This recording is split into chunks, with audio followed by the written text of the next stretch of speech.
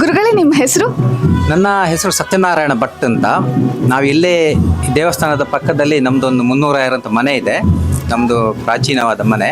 ಅದರಲ್ಲಿ ನಾನು ಒಬ್ಬ ಸದಸ್ಯ ಅಷ್ಟೇ. ನಾವು 7 ಜನ ಸಹೋದರರಿದ್ದೇವೆ. ನಾನು ಒಬ್ಬ, ಅದರಲ್ಲಿ ಒಬ್ಬ. ಈ ಕೋಲದ ಮಹತ್ವ ಏನು? ಈ ಕೋಲದ ಮಹತ್ವ ಅಂದರೆ, ಇದು ನಮ್ಮ ಗ್ರಾಮ ದೇವತೆ ಪಂಜಂತಾಯ ಅಂತ ಇದ್ದಾರೆ. ಪಂಜಂತಾಯ ದೈವದ ಪ್ರಪ್ರಥಮ, ಯಾಕಂದರೆ ಒಂದು ವರ್ಷ ಆರಂಭವಾದ ಮೇಲೆ ನಿಮಗೆ ಪತ್ತನಾಜೆ ಅಂತ ಒಂದು ಗೊತ್ತಿರ್ಬೋದು. ಪತ್ತನಾಜೆ ಅಂದರೆ ಡಿಸೆಂಬರ್ 15ಕ್ಕೆ ಒಂದು ಸಂಕ್ರಾಂತಿ ಬರ್ತದೆ, ಧನು ಸಂಕ್ರಾಂತಿಯಿಂದ 16 ಅಂದರೆ 10 ದಿನದ ಒಳಗೆ ಈ ದೇವಸ್ಥಾನದಲ್ಲಿ ಈ ಪಂಜಂತಾಯನಿಗೆ ಒಂದು ಕೋಲ ಆಗ್ತದೆ. ಪತ್ತನಾಜೆ ಒಳಗೆ ಮಾಡಬೇಕು ಅಂತ. ಇದರ ವಿಶೇಷ ಅಂದರೆ, ಇದು ಒಂದು ಸಾರಿ ಪ್ರಾರಂಭವಾದರೆ ಇದೇ ರೀತಿ ಹಲವಾರು ಕೋಲಗಳು ನಡೀತಾ ಇರ್ತದೆ ಪಂಜಂತಾಯನಿಗೆ. ಇನ್ನು ಮಳೆಗಾಲ ಶುರುವಾಗುವ ತನಕ ಇದು ಪ್ರಪ್ರಥಮ ಕೋಲ. ಅದಕ್ಕೆ ಅವರು ಅದು ಕುದ್ವಾರ ಕೋಲ ಅಂತ ಹೇಳ್ತಾರೆ. ಅಂದರೆ ಈ ಭೂತಕ್ಕೆ ಹೊಸ ಅಕ್ಕಿ, ಅಂದರೆ ಹೊಸದಾದ, ಅಂದರೆ ಫಸ್ಟ್ ಅಂತ ಹೇಳ್ತೇವಲ್ಲ ಹಾಗೆ. ಇನ್ನೊಂದಂದರೆ, ಸಾಮಾನ್ಯವಾಗಿ ಬೇರೆ ಆಗುವಂಥದ್ದು ಎಲ್ಲ ಅಲ್ಲಿ ನಾನ್ ವೆಜ್, ಅಂದರೆ ಪ್ರಾಣಿಗಳ ಇದೆಲ್ಲ ಇರುತ್ತದೆ. ಇಲ್ಲಿ ಆ ಥರ ಇಲ್ಲ. ಇಲ್ಲಿ ಶುದ್ಧವಾಗಿ ಬರೀ ಸಸ್ಯಾಹಾರಿ ಮಾತ್ರ. ಭೂತಕ್ಕೆ ಯಾವುದೇ ರೀತಿಯ ಇದು ಕೋಳಿ ಗೀಳಿ ಏನು ಇರೋದಿಲ್ಲ. ಯಾಕಂದರೆ ಇದು ಒಂದು ಇಲ್ಲಿ ಗ್ರಾಮ ದೇವರು ವಿಷ್ಣುಮೂರ್ತಿ ದೇವರು. ಇಲ್ಲೇ ನಮ್ಮ ಎದುರಲ್ಲಿರುವ ವಿಷ್ಣುಮೂರ್ತಿ ದೇವರ ಸನ್ನಿಧಾನದಲ್ಲಿ ಆಗುವುದರಿಂದ ಇದರಲ್ಲಿ ಯಾವುದೇ ರೀತಿಯ ಮಾಂಸಾಹಾರದ ಇದು ಇಲ್ಲ. ಯಾಕಂದರೆ ಬರೀ ಸಸ್ಯಾಹಾರದ ಮಾತ್ರ ಭೂತಕ್ಕೆ ನಾವು ಹೇಳೋದು. ಭೂತಕ್ಕೆ ಇಲ್ಲಾಂದರೆ ಸಾಮಾನ್ಯವಾಗಿ ಬೇರೆ ಎಲ್ಲ ಇಲ್ಲಿ ಇದು ಪ್ರಾರಂಭದ ನೇಮ ಆದಮೇಲೆ ಇನ್ನೂ ಒಂದು 6 ತಿಂಗಳಲ್ಲಿ ಒಂದು 10-15 ನೇಮ ಆಗ್ತದೆ. ನೇಮ ಅಂದರೆ ಕೋಲ ಅಂತ ಹೇಳ್ತೇವೆ. ಆ ಕೋಲದಲ್ಲಿ ಈ ಥರ ಸಸ್ಯಾಹಾರ ಅಂತ ಇರೋದಿಲ್ಲ. ಕೋಳಿ ಅದಕ್ಕೆಲ್ಲ ಅವರಿಗೆ ಭೂತಕ್ಕೆ ಕೊಡ್ತಾರೆ. ಇದು ಪ್ರಪ್ರಥಮವಾದ ನೇಮ. ಈ ಸೀರೀಸ್ನಲ್ಲಿ, ಪ್ರತಿ ವರ್ಷ ಸೀರೀಸ್ನಲ್ಲಿ ಪ್ರಪ್ರಥಮ ನೇಮ ಇಲ್ಲಿ ಆಗೋದು. ಇದು ಕಳೆದ ಎಷ್ಟು ವರ್ಷದಿಂದ ಹೇಳಿದರೆ ನಮ್ಗೆ ಗೊತ್ತಿರೋ ಹಾಗೆ ಅನಾದಿ ಕಾಲದಿಂದ ನಡೀತಾ ಇದೆ ಅಂತೆ. ಯಾಕಂದರೆ ಇವರಲ್ಲಿ ನಮ್ಮ ಕುಣಿಕುಳ ಯಾರು ಅಂತ ಅಲ್ಲಿ ಕೆಳಗಿದ್ದಾರೆ, ಅವರಿಗೆ 98 ವರ್ಷ. ಅವರ ಅಪ್ಪ ಇರುವಾಗಲೂ ನಡೀತಾ ಇತ್ತಂತೆ. ಅದು ಮೊದಲು ಇನ್ನೊಂದು ಜಾಗದಲ್ಲಿ ನಡೀತಾ ಇತ್ತು. ಅಲ್ಲಿ ಇದರಿಂದ ಒಂದು 2 ಕಿಲೋಮೀಟರ್ ದೂರದಲ್ಲಿ ಒಂದು ಬೀಜಂದಡಿ ಅಂತ ಇದೆ, ಅಲ್ಲಿ ನಡೀತಾ ಇತ್ತು. ಆಮೇಲೆ ಅದು ಬ್ರಹ್ಮ ಕಲಶದ ಪ್ರಶ್ನೆ ಅಂತ ನಮ್ಮ ಬಲಿ ಮೇಲೆ ಕೇಳುವಾಗ ಅದು ಅಲ್ಲಿ ಸರಿ ಆಗೋದಿಲ್ಲ, ಇಲ್ಲಿ ದೇವಸ್ಥಾನದ ಪಕ್ಕದಲ್ಲಿ ಆಗಬೇಕು ಅಂತ ಹೇಳಿ ಇಲ್ಲಿ ಶುರು ಮಾಡಿದ್ದಾರೆ. ಇದು ಬಹುಶಃ ಒಂದು 25-30 ವರ್ಷದಿಂದ ನೇಮ ಇಲ್ಲಿ ನಡೀತಾ ಇದೆ. ಈ ನೇಮಕ್ಕೆ ಪೂರ್ವಭಾವಿಯಾಗಿ ಬೇರೆ ದಿಕ್ಕಲ್ಲಿ ಏನಾಗುತ್ತೆ ಅಂದರೆ, ಬರೀ ನೇಮ ಒಂದೇ ದಿವಸ ನೇಮ ಇರ್ತದೆ. ಇಲ್ಲಿ ವಿಷ್ಣುಮೂರ್ತಿ ದೇವರು ಇರೋದ್ರಿಂದ ನೇಮಕ್ಕೆ ಪೂರ್ವಭಾವಿ. ಇವತ್ತು ನಡೆಯುವ ಪಂಜಂತಾಯ ನೇಮೋತ್ಸವಕ್ಕೆ ಇಲ್ಲಿ ಒಂದು ವಿಶೇಷವಾದ ಮಹತ್ವ ಇದೆ. ದೈವದ ಪೂಜೆ, ದೈವದ ಆರಾಧನೆ ಜೊತೆಗೆ ಇಲ್ಲಿ ದೇವರ ಆರಾಧನೆ ಕೂಡ ಮಾಡ್ತಾರೆ. ಈ ಸಾಮಾನ್ಯವಾಗಿ ಬೇರೆ ನೇಮದಲ್ಲಿ ಆ ಒಂದು ಪರಿಕಲ್ಪನೆ ಇಲ್ಲ. ಇಲ್ಲಿ ಗ್ರಾಮದ ದೈವ ಪಂಜಂತಾಯ ಮತ್ತು ಗ್ರಾಮದ ದೇವರು ವಿಷ್ಣುಮೂರ್ತಿಯ ಸನ್ನಿಧಾನದಲ್ಲಿ ಈ ನೇಮೋತ್ಸವ ನಡೆಯುವುದರಿಂದ ಇಲ್ಲಿ ದೇವರ ಆರಾಧನೆ ಕೂಡ ಬಹಳವಾದ ವಿಶೇಷವಿದೆ.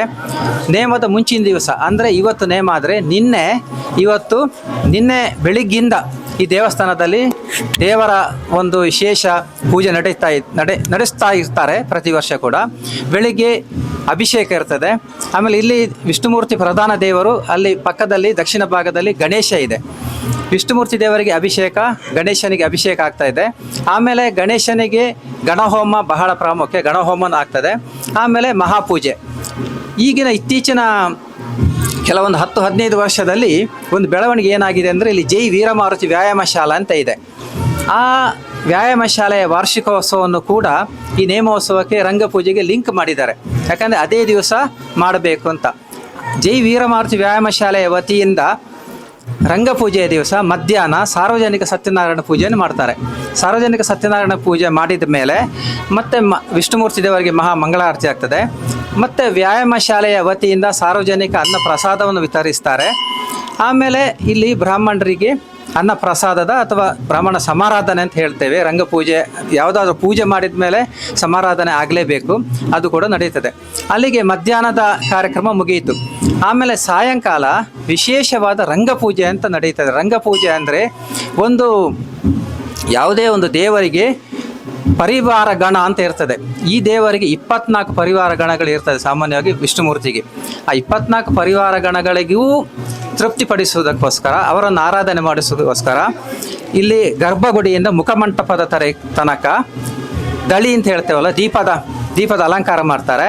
ಆಮೇಲೆ ಹರಳಿನ ಪುಡಿಯ ಪಂಚಕಜ್ಜಾಯ, ಬಾಳೆಹಣ್ಣು, ತಾಂಬೂಲ, ಪಿಂಗಾರ ಹೂವು ಹಾಕಿ 24 ಅಗಿಯಲು ಅಂತ ಹೇಳ್ತಾರೆ, ಅದಕ್ಕೆ 24 ನೈವೇದ್ಯ ಮಾಡ್ತಾರೆ.